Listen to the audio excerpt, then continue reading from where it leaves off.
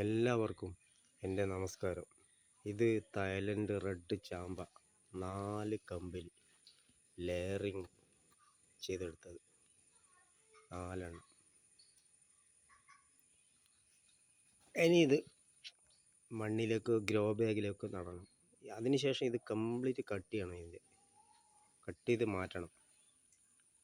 Cut ചെയ്തില്ലേ പ്രശ്നമൊന്നുമില്ല, ഇങ്ങനെ വേണം, ഇങ്ങനെ തന്നെ വെക്കാം. പക്ഷെ നല്ല ബുഷായിട്ട് വരില്ല. കാരണം നല്ല ബുഷായിട്ട് വരണം. ചെടി ബുഷായിട്ട് വന്ന് പുതിയ തളിരെല്ലാം വരും നല്ല. അപ്പം നമുക്ക് കായൊക്കെ നമുക്ക് ശരിക്ക് അധികം ഉയരത്ത് കയറാണ്ട് നമുക്ക് താഴ്ന്ന് തന്നെ പറിക്കാൻ പറ്റും. അതിനെ കമ്പിലും ഞാൻ വെട്ടി മാറ്റണം ആദ്യം തന്നെ.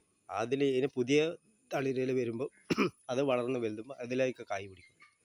നല്ല കരിമ്പിൻ്റെ മധുരമുള്ള ചാമ്പ ഇത് തായ്ലൻഡ് റെഡ് ചാമ്പ എന്ന് പറഞ്ഞു.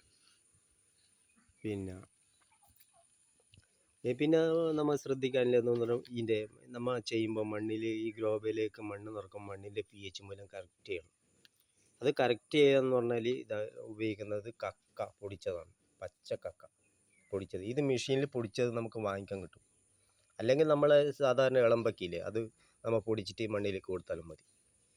ഇതിൻ്റെ ഗുണം എന്ന് പറഞ്ഞാൽ ഒരു 15-20 വർഷമെല്ലാം കിടന്ന് വർക്ക് ചെയ്യും. മണ്ണിൻ്റെ pH കറക്റ്റായിരിക്കും ഇത് കൊടുത്താൽ. കുമ്മായി ഒരിക്കലും കൊടുക്കാൻ പാടില്ല. കുമ്മായം കൊടുത്ത് കഴിഞ്ഞാൽ മണ്ണിലുള്ള സൂക്ഷ്മ ജീവികൾ മുഴുവൻ ചത്തുപോകും. അതുമാത്രമല്ല, അതിലേശം കൂടിപ്പോയാൽ പ്രശ്നമാണ്. അതുമല്ല, അത് pH മൂല്യം ഒറ്റയടിക്ക് മുകളിലേക്ക് കയറും. അത് ചെടികൾ ഭയങ്കര ഷോക്കാണ്. അതേമാതിരി തന്നെ pH മൂല്യം ഒറ്റയടിക്ക് താഴേക്കും പോകും. അതിന് ഏറ്റവും നല്ല പരിഹാരം ഇതാണ്. ഈ ഞാനൊരു 20 വർഷമായിട്ട് ഞാൻ ഇത് ഉപയോഗിക്കുന്നത്.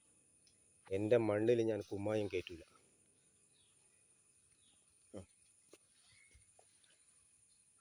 ഇനി ഇത് നമുക്ക് കംപ്ലീറ്റ് കട്ട് ചെയ്തിട്ട് ഇത് ഗ്രോ ബാഗിലേക്ക് നടണം. ഇതിൻ്റെ ഒരു മദർ പ്ലാന്റ് എന്ന് പറഞ്ഞാൽ 20 വർഷമായിട്ടുള്ള ഒരു മദർ പ്ലാന്റ് എൻ്റെ അടുത്തുള്ളത്. 20 വർഷമായി തോന്നുന്നു എനിക്ക്. വലിയ ഒരു മരം അത് നിറയെ കായ്യോ കംപ്ലീറ്റ്. അതൊരു 3 പ്രാവശ്യമെല്ലാം കായ്ക്കും. 3-4 പ്രാവശ്യമെല്ലാം കായ്ക്കും. Okay, by.